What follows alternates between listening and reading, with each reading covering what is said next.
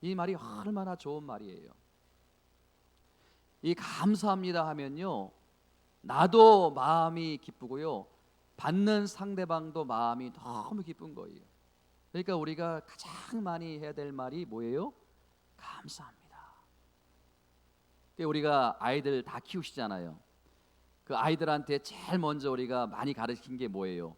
야, 감사합니다 해. 감사합니다 해. 근데 정작 우리 부모님들 보면 감사가 자꾸 사라져요. 그래서 우리 사랑하는 8교회 성도님들은 오늘 이 예배를 기점으로 감사가 회복되는 은혜가 있기를 주님의 이름으로 축원을 드립니다. 여러분, 데살로니가 5장 18절에 보면 우리에게 향하신 하나님의 뜻이 뭐라고요? 따라합니다. 범사에 감사하라. 이게 저와 여러분들을 향한 하나님의 뜻입니다. 범사에 감사하라. 예? 여러분, 이 범사라는 그 헬라어 원문을 보면요, 엔판티라고 하는데, 따라합니다. 엔판티.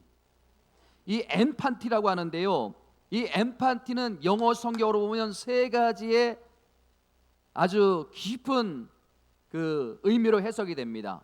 첫 번째는 뭐냐면요, 어떤 형편에서든지 감사라는 거예요. 또 두 번째는요, 모든 일에도 감사라는 거예요. 또 세 번째는요, 무슨 일이 일어나도 감사라는 거예요. 따라합니다. 어떤 일이 어떤 형편이 어떤지 하든지, 제가 헤매니까 여러분들도 헤매는데, 어떤 형편에 있든지 감사하라. 모든 일에도 감사하라. 무슨 일이 일어나도 감사하라. 여러분, 이게 엔판티, 범사에 감사라는 그런 깊은 뜻이에요. 그래서 우리 교회 그 어떤 성도님들을 보면요, 그 어려움 중에서도 감사합니다, 감사합니다. 또 몸이 그렇게 불편한 어떤 성도님도요, 하나님 감사합니다, 감사합니다. 그 입에 감사가 떠나지 않아요. 여러분, 지금은 상황이 힘들고 어렵지만요, 나는 여전히 감사의 대상인 하나님을 신뢰합니다. 이게 범사에 감사라는 하나님의 뜻이에요. 나는 끝까지 하나님을 신뢰합니다. 이게 범사에 감사한다는 하나님의 뜻이에요.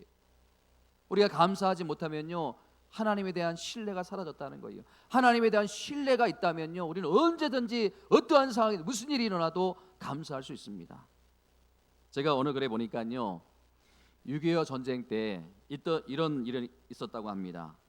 6.25 전쟁 중에 이제 성도님들이 남침을 해오니까 자꾸 밀려가지고 부산으로 다 피난을 갔어요. 거기서 신앙생활 하는데 이제 11월 추수감사 이렇게 절이 온 것 같아요.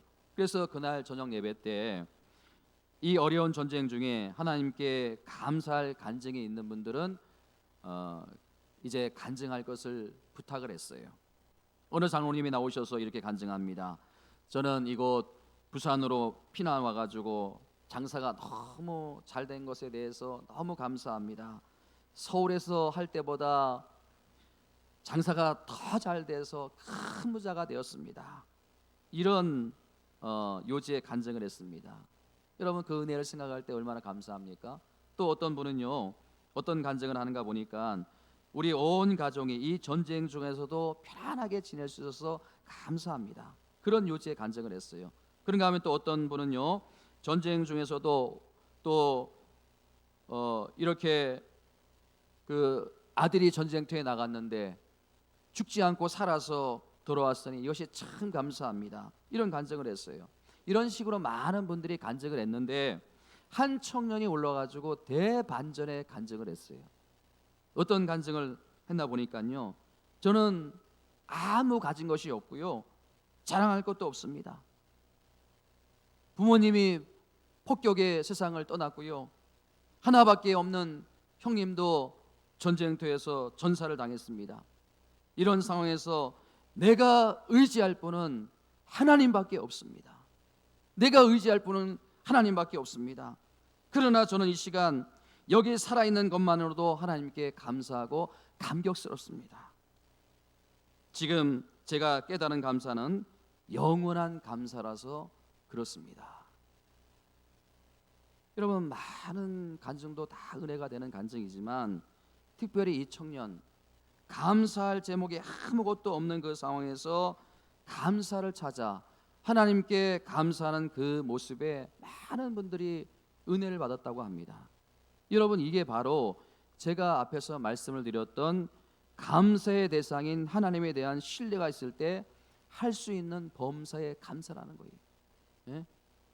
여러분은 그런 의미에서 방금 전에 읽었던 이 사도행전 16장 25절 말씀을 보면요, 정말 아무것도 없는 상황 속에서 하나님께 감사했던 그 청년과 같은 모습을 발견하게 되는데요. 자, 우리 16장 25절 말씀을 다시 한번 읽어보도록 하겠습니다. 시작. 한밤중에 바울과 실라가 기도하고 하나님을 찬송하며 죄수들이 듣더라. 여기서 찬송함이라는 것은 감사 찬송이에요. 감사 찬송. 여러분, 지금 사도 바울과 실라가 감옥에 갇혀 있어요. 그것도요, 너무너무 억울한 투옥이에요. 여러분, 사도 바울이 잘못한 게 있어요, 없어요? 잘못한 게 아무것도 없어요. 잘못한 것이라고는 우리가 16장 앞부분에 보면요, 귀신 들려가지고 고생하는 그 여종을 고쳐준 거 외에는 사도 바울이라는 사람이 잘못한 게 아무것도 없어요. 그럼에도 불구하고 지금 억울하게 감옥에 갇혀 있다면 너무 억울해가지고 잠을 못 자야 정상이 아닙니까? 그런데 여러분 보세요. 한밤중에 하나님께 기도하면서 감사의 찬양을 하나님께 올려드리고 있더라는 거예요. 감사 찬양을 하나님께 올려드리고 있다는 거예요. 여러분, 이게 어떻게 가능할까요? 이게 여러분 어떻게 이 상황에서 감사 찬송이 나올 수 있겠습니까? 그 비결이 성경 말씀에 있어요. 자, 여러분, 우리가 빌립보서 4장 11절과 12절 말씀, 그 비결이 나오는데 한번 천천히 한번 그 의미를 생각하면서 읽어보도록 하겠습니다. 시작. 내가 궁핍함으로 말하는 것이 아니니라. 어떤 형편에든지 나는 자족하기를 배웠노니 나는 비천에 처할 줄도 알고 풍부에 처할 줄도 알아. 모든 일 곧 배부름과 배고픔과 풍부와 궁핍에도 처할 줄을 아는 일체의 비결을 배웠노라. 자, 여러분 보세요. 사도 바울이 나는 배웠노니, 나는 배웠노라 두 번이나 반복하고 있는데 사도 바울이 뭘 배웠다는 거예요? 뭘 배웠다는 거예요? 예? 자족하기를 배웠다는 거예요. 자족하기를 배웠다는 거예요. 평소에 이렇게 자족 훈련을 했기 때문에 오늘 이 사도행전 16장 25절에 그것이 힘이, 그 능력이 발휘되는 거 아닙니까? 예? 평소에 늘 자족하는 훈련을 했기 때문에 지금 그 감옥에 갇혀 있는 상황 속에서 감사 찬송을 할 수 있는 그 힘이 발휘가 된 거 아닙니까? 여러분 보세요. 이렇게 교회도 보면요, 유난히 감사하는 분들이 있어요. 아무것도 아닌 일인데 목사님 감사합니다. 목사님 감사합니다. 예? 제가 볼 때는요, 전혀 그렇게까지 오버해서 감사할 상황이 아닌데도 목사님 감사합니다. 감사합니다. 입에서 그냥 감사를 달고 있어요. 예? 정말 유별나게 감사하는 분들이 있어요. 제가 어떻게 이렇게 매 순간 감사할 수 있는가 보니까 그 이유가 딱 두 가지더라고요. 첫 번째는 뭐냐면요, 타고날 때부터 그 타고나신 분들이 있어요. 예? 그게 가족의 내력이에요. 그 부모님들 보면요, 그렇게 감사하는 거예요. 목사님 감사합니다, 감사합니다. 그러니까 그 가족들도요 다 감사합니다, 감사합니다. 예? 타고날 때부터 그렇게 감사하는 분들이 있어요. 또 하나는요, 어떤 부류가 있는가 하면요, 훈련이에요. 계속 훈련하고요. 자녀들을 계속해서 야 감사해야 돼, 감사해라, 감사합니다 해. 자꾸 그렇게 반복해서 감사하는 사람, 이런 감사의 사람, 이런 케이스가 있다는 거예요. 자, 오늘 본문에 보면요, 이 사도 바울이 바로 그런 케이스가 아닙니까? 그런 케이스예요. 사실 태어날 때부터 감사가 넘치는 인생을 타고난 사람은 거의 없어요. 그렇기 때문에 감사는 훈련이에요. 따라합니다. 감사는 훈련이다. 그래서 여러분, 우리 부모님들이 어린아이들에게 그렇게 감사를 가르치잖아요. 왜? 감사는 훈련이기 때문에. 감사해야 돼. 감사하다고 그래. 여러분, 우리가 이 감사와 관련해서 많은 훈련이 있겠지만 꼭 필요한 두 가지 훈련에 대해서 제가 여러분들에게 말씀드려요. 여러분들이 앞으로 남은 인생 동안 평생 감사하면서 살기 위해서는 꼭 두 가지를 훈련해야 된다는 거예요. 이거를 기억하셔야 되는 거예요. 첫 번째 뭐냐면요, 우리가 해야 될 첫 번째 감사 훈련이 뭐냐면요, 한번 따라해 주시겠습니까?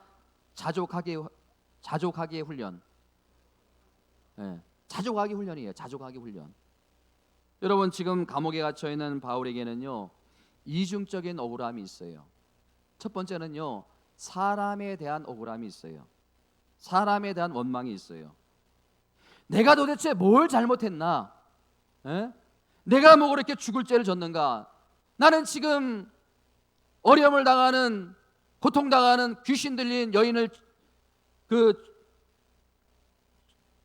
쫓아준 것 죄밖에는 없는데 왜 나를 감옥에 가두나? 내가 도대체 뭘 잘못했나?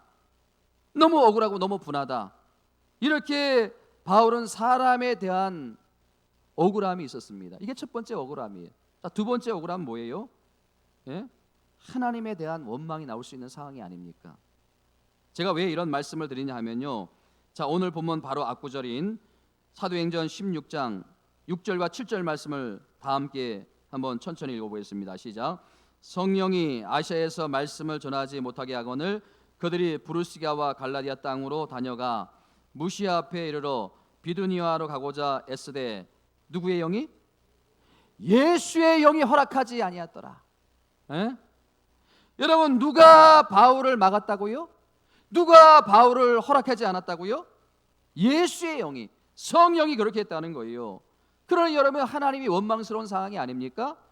아니, 내가 그때 아시아로 가고자 할 때 하나님이 허락하셨다면 내가 지금 이 상황에 감옥에 갇혀가지고 이렇게 창피를 당하지 않는데 왜 성령께서 예수의 영이 하나님이 막아가지고 나를 이렇게 고통스러운 자리에 빠지게 하느냐? 하나님에 대한 원망을 가질 수 있는 상황, 사람에 대한 원망과 하나님에 대한 원망을 가질 수 있는 상황이 아닙니까? 충분히 그런 상황이 아닙니까?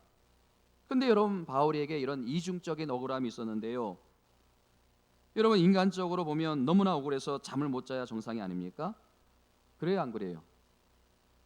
예?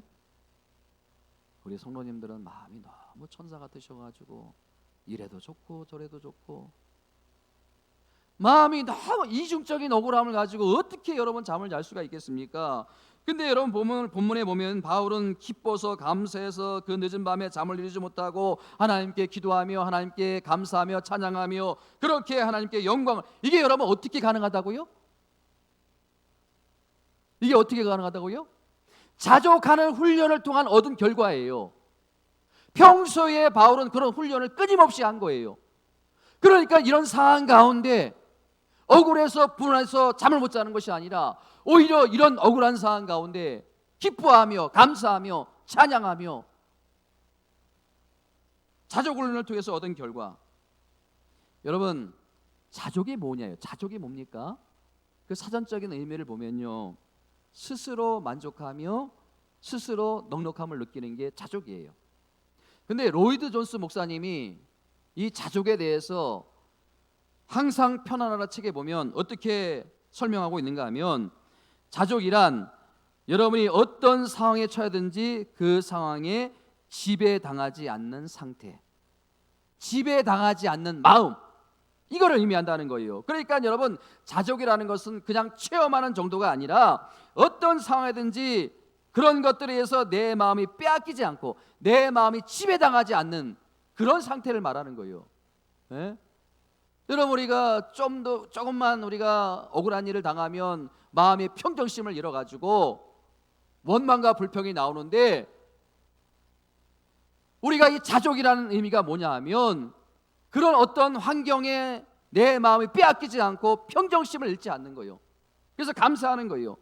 가난하다고 해서 좌절하지 않고 부하다고 해서 하나님께 멀어지는 것이 아니라 항상 하나님에 대한 신뢰와 믿음을 가지고 나아가는 거, 이게 뭐라고요? 자족이에요. 자족. 이게 자족이에요. 그런데 오늘 우리는 어떻습니까? 여러분, 지금 역사 속에서는 사라졌지만 가장 부자하면 떠오르는 인물이 누구예요? 예? 노펠러 아닙니까? 노펠러. 그 노펠러가요 얼마나 축복을 많이 받았는지 세상에 11조만 계산하는 사람이 수십 명이었어요. 수십 명이었어요. 11조만 계산하는 사람들이 수십 명. 얼마나 돈을 많이 벌면요 하나님께 드릴 11조만 계산하는 사람이 수십 명이었어요. 그리고 수천 교회를 세웠어요. 어마어마한 사람 아닙니까? 그래가지고 어느 날 기자가 찾아가가지고 노펠러에게 물었어요. 어느 정도의 재산을 가지면 만족하시겠습니까? 이 정도의 재산이면 만족하지 않으십니까? 그랬더니 노펠러가 아니요. 얼마나 소유해야 만족하시겠습니까? 노펠러가 이렇게 대답했다고 합니다. 조금만 더요. 조금만 더요. 여러분, 이 노펠러의 모습이 오늘날 저의 모습이 아닙니까? 도무지 우리가 만족함이 없어요. 예? 조금만 더, 조금만 더, 조금만 더. 여러분, 이런 우리가 어떻게 자족할 수 있겠습니까? 이런 욕망, 욕심 가득 찬 우리가 어떻게 자족할 수 있겠어요? 훈련이에요, 훈련. 여러분, 본문의 사도 바울처럼 나는 자족하기를 배웠노니 일체의 비결을 배웠노라. 타고난 것이 아니고 그냥 얻어지는 것이 아니고 어떻게 했어요? 배워서 습득하게 된다는 거예요. 배워서 자꾸 훈련해가지고 끊임없는 훈련과 끊임없는 노력을 통해서 얻어질 수 있는 게 이게 바로 감사라는 거예요. 여러분, 정말 중요한 것은요 그 다음 구절인 빌립보서 4장 13절 말씀을 같이 한번 읽어보도록 하겠습니다. 시작. 내게 능력 주신 자 안에서 내가 모든 것을 할 수 있느니라. 여러분, 사도 바울이라는 인물도 도무지 자기 스스로는 자족이 안 됐어요. 자족할 수가 없었어요. 만족할 수가 없었어요. 그런데 누구 안에서 이 사도 바울이 자족할 수 있게 되었다고요? 누구 안에서? 내게 능력 주신 자 안에서. 예? 나에게 능력 주신 자 안에서 내가 자족할 수 있다. 그러니까 여러분 보세요. 이 자족이라는 것은요 여러분 조금만 더 조금만 더 조금만 더 이렇게 외치는 인간 스스로 가질 수 없는 마음이에요. 품을 수 없는 마음이에요. 여러분들이 아무리 품고 싶어도요 이게 여러분들의 스스로가 품을 수 없는 마음이에요. 아니 사도 바울도 못 품었는데 우리가 어떻게 품을 수 있겠습니까? 어떻게 품을 수 있다고요? 어떻게 품을 수 있다고요? 내게 능력 주신 자 안에서 내게 능력 주신 예수 그리스도가 내 안에 계실 때, 내가 믿음 안에 있을 때 내가 자족할 수 있고 자족하는 사람이 될 수 있다는 거예요. 믿으시기 바랍니다. 우리는 안 돼요. 믿음 안에 있을 때. 제가 주중에 어느 기독교 방송을 통해서 굉장히 감동적인 이야기를 들었는데요. 이 추수감사주의를 앞두고 어느 교회 목사님께서 교인들에게 하나님께 받은 은혜 한 해를 돌아보면서 감사의 글을 써서 메일로 보내달라고 이렇게 요청을 했는데 어느 젊은 부부가 메일을 이제 보내왔어요. 그게 너무나 감동이 되어서 그 메일을 보고 이 목사님이 우셨대요. 이게 저에게도 남의 일 같지가 않은 게 뭐냐 하면, 여러분 우리가 새벽마다 예배 때마다 우리 그 쉬운 일 위해서 얼마나 우리가 기도합니까? 그 젊은 부부에게도 정말 감당하기 힘든 시련이 찾아왔는데요. 그 젊은 부부의 둘째 아들, 그 갓난아이 때 망막 모세포종이라고 하는 이 안구암이 찾아와가지고 너무나 가슴 아픈 것은 그 암을 치료하려고 애를 쓰고 노력을 했지만 결국은 그 아이의 암구 하나를 추출해내고 그 남은 하나를 가지고 사투를 벌이고 씨름하고 또 수술하면서 이 과정을 두 부부가 믿음으로 얼마나 아름답게 그것을 이겨내고 있는지, 그분들의 노력과 그분들의 어떤 그 열심을 앞에 정말 많은 사람들이 고개를 숙일 정도로 감동을 받을 정도로. 그런데 불행하게도 이 아이의 나머지 그 안구 하나까지 척출해내는, 그래가지고 시각장애인이 된 거예요. 여러분, 이게 절망적인 상황 아닙니까? 여러분, 이게 절망이 아닙니까? 여러분, 우리 하나님께서 고쳐주시고 치료해주시고 낫게 하실 때도 많이 있지만 때로는 어떤 이유에서든지 알 수가 없어요. 저도 알 수가 없어요. 그 누구도 알 수가 없어요. 고쳐주지 않을 때가 있어요. 여러분, 그런데 이 젊은 두 부부는 맨 서두에서 말씀드렸던 것처럼 범사에 감사하고 기뻐하는 그 하나님에 대한 신뢰를 끝까지 잃지 않고, 그 하나님에 대한 믿음을 끝까지 잃지 않고 그렇게 나가는 거예요. 그런데 여러분, 이 젊은 부부가 몇 년의 세월이 지난 뒤에 이렇게 추수감사절에 이 목사님에게 이제 메일을 보내왔는데 이런 내용이 있었다고 합니다. 그 제목이 이래요. 편안히 있는 이유는 오직 감사입니다. 그게 이제 그 타이틀이고요. 그 안에 있는 내용을 제가 읽어드릴게요. 목사님, 지난 토요일에 윤서가 나름 생애 첫 협연을 했습니다. 매년 공연 수익금 전액을 소아암, 항암 치료비를 기부하는 좋은 연주회인데요. 매년 공연을 보러만 가다가 우리 윤서가 이렇게 한 무대에 서는 영광을 누렸습니다. 목사님께 들려드리고 싶어서 이렇게 보냅니다. 윤서가 가장 이 약함이 사람들에게 감동이 되었나 봐요. 그것도 감사하지만 더 제대로 갖춰진 실력으로 감동을 줄 수 있도록 준비해야 되겠다는 생각이 들었어요. 첨부 파일로 그 시각 장애가 된 그 아이가 협연한 그 연주회를 보내주었는데 그거를 목사님이 들으면서 감사의 눈물을 흘렸대요. 너무나 감사해서. 그 절망적인 상황에서 그 젊은 두 부부가 하나님에 대한 그 신뢰를 끝까지 잃지 않고, 여러분, 그 젊은 부부요, 얼마나 그 아이가 귀하겠습니까? 차라리 엄마 아빠의 눈을 뽑아내고 엄마 아빠가 시각장애인이 돼가지고 사는 게 낫지, 그 시각장애인이 된 아이를 어떻게, 그럼에도 불구하고요, 그 절망적인 터널을 지나가면서도 이 두 분은 기어이 감사의 끈을 놓지 않고 어떻게 하면 이 감사로 이 아이를 키워낼 수 있을까, 길러낼 수 있을까, 그래서 이 악기를 가지고 협연할 수 있는 수준까지 이르렀다는 거 아닙니까? 여러분, 이 목사님이 너무너무 감동이 되어가지고 그 메일을 받고 이분들이 한참 그 아이 때문에 힘들어하고 투병하고 수술할 때 그때 교회에 그 발행했던 그 인터뷰했던 신문을 뒤져봤대요. 기자가 이런 질문을 했대요. 아이들이 그렇게 힘든데 엄마께서는 어떻게 이렇게 얼굴이 밝을 수 있습니까? 그랬더니 그 질문에 그 아이의 엄마가 이렇게 대답을 했다는 거예요. 나도 지금 제가 왜 웃고 있을까요? 내가 정신이 나간 게 아닐까요? 이렇게 반문을 해보거나 합니다. 그런 기사의 내용이 있었어요. 그 다음에 자기가 이렇게 평안을 유지할 수 있는 이유에 대해서 이렇게 대답을 했습니다. 그 힘든 검사 과정과 치료 과정에서 하나님이 함께 하셨고 생명을 주관하시는 하나님 앞에 우리가 염려한다고 되는 것이 아무것도 없기 때문입니다. 하나님 앞에서 염려한다고 아무것도 되는 것이 없기 때문입니다. 여러분, 끝까지 하나님에 대한 신뢰를 갖게 되니까 그런 상황에서도 감사할 수 있더라는 거예요. 감사할 수 있더라는 거예요. 사랑하는 성도 여러분, 오늘 저는 여러분들에게 도전합니다. 우리 성도님들이요, 이 젊은 부부가 그 아들을 보고도 기뻐하고 감사를 할 수 있다면요, 오늘 여기에 앉아 있는 여러분들, 자식 문제로 감사하지 않을 부모가 누가 있겠습니까?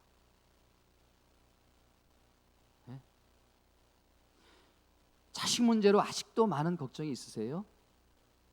자식의 미래가 불안하세요? 왜 그런 거예요? 감사가 훈련되지 않았기 때문에 그런 거예요. 감사가 훈련되지 않았기 때문에. 사랑하는 성도 여러분, 해가 거듭될수록 더 풍성한 감사가 있기를 주님의 이름으로 축원을 드립니다. 그런가 하면 두 번째, 우리가 감사와 관련해서 해야 할 훈련이 한 가지 더 있어요. 첫 번째는 뭐라 했습니까? 자족하기 훈련이고요. 두 번째는 따라합니다. 감사의 내용 바꾸기. 첫 번째는요, 자족하기 훈련이고요. 그 다음은요, 감사의 내용 바꾸기 훈련이에요.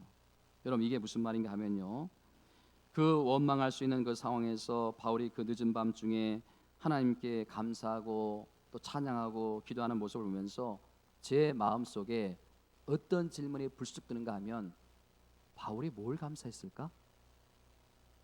바울이 그 감옥에서 뭘 감사했을까? 여러분, 혹시 바울이 어떤 내용으로 감사를 했는지 아시는 분 있으세요? 바울이 그 상황에서 도대체 뭘 감사했을까? 제가 그것을 놓고 묵상 기도를 하고 이것을 역추적해 봤어요. 도대체 그 바울이 감옥 속에서 갇혀 있는데 뭘 감사했을까? 역추적을 해봤어요. 그래서 제가 가만히 보니까 16장 19절 말씀이 제 눈에 들어와요. 제가 말씀을 16장을 쭉 읽다 보니까 16장 19절 말씀이 제 눈에 들어오는데요, 같이 한번 읽어보겠습니다. 시작. 여종의 주인들은 자기의 수익의 소망이 끊어진 것을 보고 바울과 실라를 붙잡아 장터로 관리에게 끌어갔더라. 여러분 잘 보세요.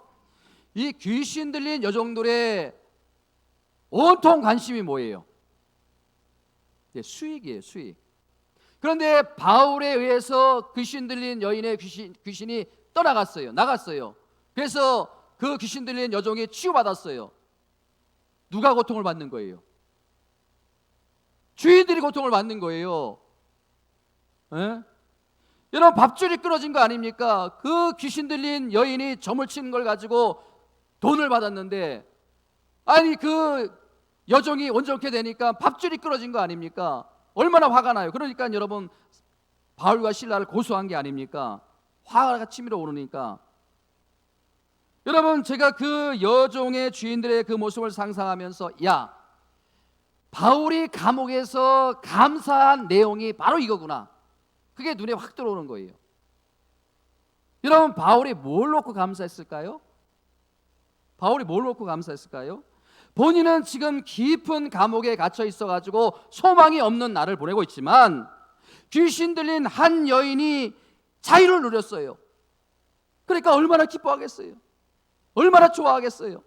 그 모습을 바울이 감옥에서 상상하니까 너무나 감사한 거예요. 너무나 좋은 거예요. 자기는 지금 감옥에 갇혀 있어가지고 미래의 소망이 없지만 한 여인이 그렇게 노인받아가지고 자유함을 얻고 기뻐하고 감사하는 모습을 보니까 그것이 너무나 제가 이 말씀을 묵상하는데 생생하게 그려지는 거예요. 여러분, 이 목사가 언제 가장 기쁠까요? 네? 제가 언제 가장 기쁠 것 같아요? 우리 자녀가 좋은 대학에 들어갔을 때? 아니면 좋은 직장에 취직했을 때? 아니에요. 이 예배 시간에 여러분들의 얼굴을 볼 때 이 목사는 가장 기뻐요. 아멘? 왜 안 믿으시는 것 같아요? 가장 기뻐요, 정말. 네? 아니, 우리 집사님, 저 성도님 오늘 예배할 수 없을 정도로 바쁜 상황인데 일하는 가운데 일을 제쳐놓고 나와서 예배 드리는 그 모습을 보면 제가 얼마나 기쁘겠어요. 아니, 저분은 또 저렇게 몸이 연약한데 그 힘든 몸을 이끌고 이 자리에 나와서 예배 자리에 앉는 거 보면 그분을 볼 때마다 제가 얼마나 기쁘겠어요. 또 하나의 기쁨이 뭔지 아십니까? 상황이 조금씩 나아지는 걸 보면 얼마나 기쁜지 몰라요. 얼마나 행복한지 몰라요. 네? 얼마 전에도 우리 집사님 새로운 사무실을 이제 오픈해가지고 가서 예배를 드려주는데 들어가는데 얼마나 감동이 밀려오는지 제 마음이 막 너무 감동이 되어서 울컥해가지고 제가 그거를 이렇게 누르나고 얼마나 힘들었는지 몰라요. 왜? 그 과정까지 오기까지 그 힘듦을 제가 알기 때문에, 그 마음이 느껴지기 때문에.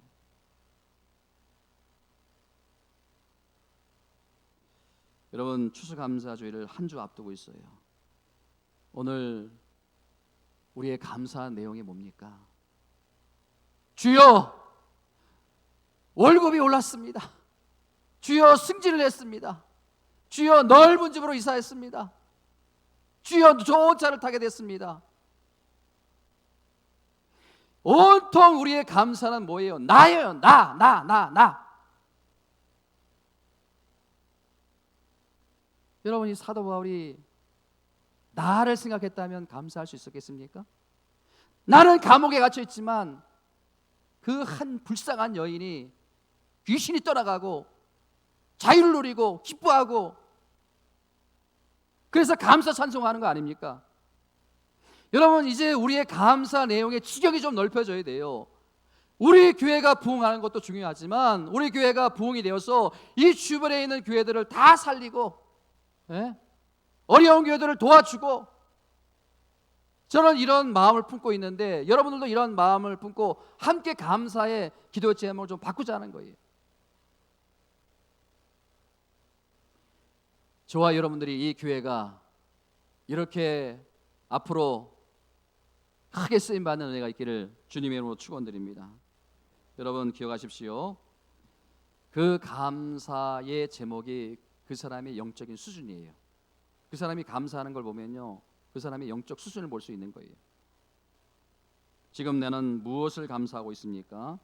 여러분, 이 사도 바울이 자기는 억울하게 감옥에 갇혀 있지만 그럼에도 불구하고 한 영혼이 살아나는 것을 때문에 감사할 수 있다면 누가 그 행복과 누가 그 감사를 빼앗아갈 수 있겠습니까? 아무도. 여기에 보면요, 누가 듣더라? 죄수들이 듣더라. 이게 여러분 복음의 능력이, 복음의 이력이에요. 여러분, 성숙한 신앙인들은요, 온통 자기에 집중하는 그런 삶에서 자족하는 훈련을 통해서 사도 바울처럼 어떻게 조금씩 옮겨가는 거예요. 여러분들의 앞으로의 기도의 내용이, 기도의 지경이 넓혀지기를 주님의 이름으로 축원드립니다. 제가 한 이야기만 더 드리고 말씀을 마무리하려고 합니다.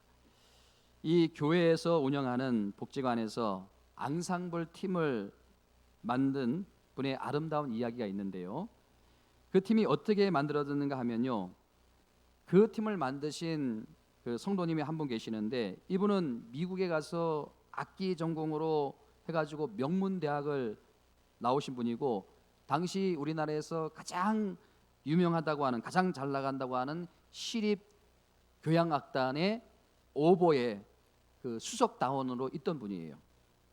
대단한 분 아닙니까? 학교 출강도 많이 나가요. 그리고 아이들 레슨도 하는데 어떻게 보면 그 분야의 최고의 전문가예요. 그런데 자기가 고행 레슨을 시키면서 이 부잣집 애들이는 전공할 것도 아닌데 취미생활로 몇백만 원씩 들어가면서 레슨을 시키는 거예요. 그 레슨을 하면서 이분이 무슨 생각이 들었나 하면요, 야, 얘들은 전공할 애들도 아닌데 이게 취미생활로 몇백만 원씩 들여서 하는데 가난한 애들은 하고 싶어도 못하는 애들이 너무 많다는 거예요. 그 생각이 자꾸 드는 거예요. 왠지 모르게. 여러분, 잘 나가는 사람이 왜 그런 마음이 들까요? 아니 뭐 돈 많이 벌면 좋지, 잘 나가는 사람이 왜 고액가해를 시켜주면서 자꾸 그런 마음이 일어납니까? 이게 신기한 거예요. 놀라운 일이 일어났어요. 이분이 이런 감사 편지를 썼어요. 그 내용을 제가 읽어드릴게요. 감사하게도 뭐가 감사한가 하면, 제가 건강이 안 좋아진 게 갑상선 암에 걸린 거예요. 그래가지고 수술하면서 직장을 그만두게 된 거예요. 그만두게 되었다는 거예요. 여러분, 저는요, 수술이 잘 돼서 감사하는 분들은 많이 봤어요. 근데 암에 걸렸다고 감사하는 분들 여지까지 제가 본 적이 많이 없는데, 이분은 암에 걸렸다고 감사를 하는 거예요. 여러분, 이게 왜 감사한가 하면요, 그 다음에 내용이 제가 그대로 읽어드릴게요. 한번 잘 들어보세요. 직장에서 그만두면서, 수술 때문에 직장에서 그만두면서 바로 드는 생각이 몇 년 전에 마음에 두었던 그 일을 시작하겠다는 마음이 들더군요. 주변 시들과 우리 교회 성도님 중에서 자원봉사로 악기를 가르치는 선생님들을 모으라고 퇴직금으로 악기를 구매하고 교회의 제 생각을 말씀드렸더니 복지관에 연결을 시켜 주었지요. 이렇게 해서 그 앙상블 팀이 시작이 된 거예요. 그러니까 감사하게도 갑상선 암에 걸리는 그 일을 계기로 그 일이 시작됐다는 거예요. 그러니까 자기 퇴직금을 털어가지고요, 가난한 아이들의 악기를 구매를 하고 지금은 어느 정도 발전을 했나 보니까 바이올린, 첼로, 플룻, 클라리넷, 오보엣 이런 것들을 가르치고, 그러니까 이분의 글을 계속해서 들어보세요. 지금 선생님 15분과 학생 15명이 1대1 수업을 하고 있습니다. 자원봉사 하시는 선생님들은 대학 교수로부터 대학생이 이르기까지 매우 다양합니다. 선생님 중 한 분은 초등학교 1학년인 어린아이를 데리고 오셔서 레슨을 하시고 가시는 분도 있고요. 여러분, 그 꼬마아이를 데리고 오면 얼마나 불편하겠어요. 그 꼬마아이도 또 얼마나 힘들겠어요. 어떤 선생님은 2돌짜리 아이를 한 달에 한 번 친정 부모님께 맡기고 가르치러 오시고요. 대부분의 선생님들이 어린아이들을 둔 학부모라 저녁에 가르치러 올 때는 친정 부모님이나 주변의 도움을 받고 오십니다. 둘째를 임신하고 배가 산만해질 때까지 오셔서 봉사하시는 분도 있고요. 한 선생님은 집이 너무 멀어가지고 1시간씩 버스를 타고 돌아가시는 그런 분도 있고요. 버스 안에서 실컷 자가지고 괜찮다고 웃으시고요. 뭐 이런 글의 내용을 이렇게 편지를 쭉 읽는데, 제가 이 글을 읽으면서 감사의 내용이 이렇게 달라질 수 있구나. 예? 우리가 정말 감사의 내용을 바꾸면 감사의 내용이 이렇게 달라질 수 있고 이렇게 엄청난 일을 해낼 수 있구나. 그거를 제가 새삼 깨닫게 되었어요. 여러분, 전공자, 오보의 전공자 고액 과외를 할 때는요, 기쁨이 없었대요. 행복을 몰랐대요. 그런데 이 앙상블 팀을, 그 힘든 아이들을 가르치면서 자기가 갑상선 암 수술을 받고 그 아이들을 가르치면서 너무 행복하고 너무 감사한 제목이 많은 거예요. 전 교회에서 사역할 때 어느 집사님과 상담을 한 적이 있습니다. 그분은 오랫동안 몸이 아팠어요. 그래서 자기가 낳은 아이조차도 기를 수 없을 정도로 힘들고 가정형편도 너무 힘들어가지고 늘 입에 어떤 말을 달고 살았나 하면 죽겠다, 못 살겠다. 제가 신방을 갔는데, 목사님 죽고 싶어요, 목사님 못 살겠어요. 제가 마음이 너무 답답한 거예요. 이 마음이 너무 답답한 거예요. 그래가지고 제가 무슨 말로 권면을 했는가 하면, 집사님 말한 대로 된다면 어떻겠습니까? 말한 대로 된다면 어떻게 되겠습니까? 이제부터 하나님께서 집사님의 말한 그대로 이루신다고 생각하며 말해보세요. 집사님이 말한 대로 하나님이 이루신다고 생각하면서 한번 말해보세요. 근데 이분이 말을 못하더라고요. 한참 동안 말이 없더니만 조심스럽게 입을 이렇게 열면서 말을 하세요. 하나님 감사합니다. 하나님 제 병을 고쳐주실 줄 믿습니다. 하나님, 몸은 힘들고 아프고 그렇지만 가정이 편안해서 감사합니다. 하나님, 내가 몸이 연약해가지고 이 아이를 낳았지만 이 아이가 너무 건강해서 제가 안을 수 없을 정도로 건강해져서 너무 감사합니다. 이런 고백을 하더라고요. 여러분, 감사의 내용만 바꾸면 오늘 우리에게는 감사할 내용이 너무 많습니다. 감사할 내용이 너무 많습니다. 우리가 감사하는 대로 하나님께서 그대로 다 이루어 주실 것입니다.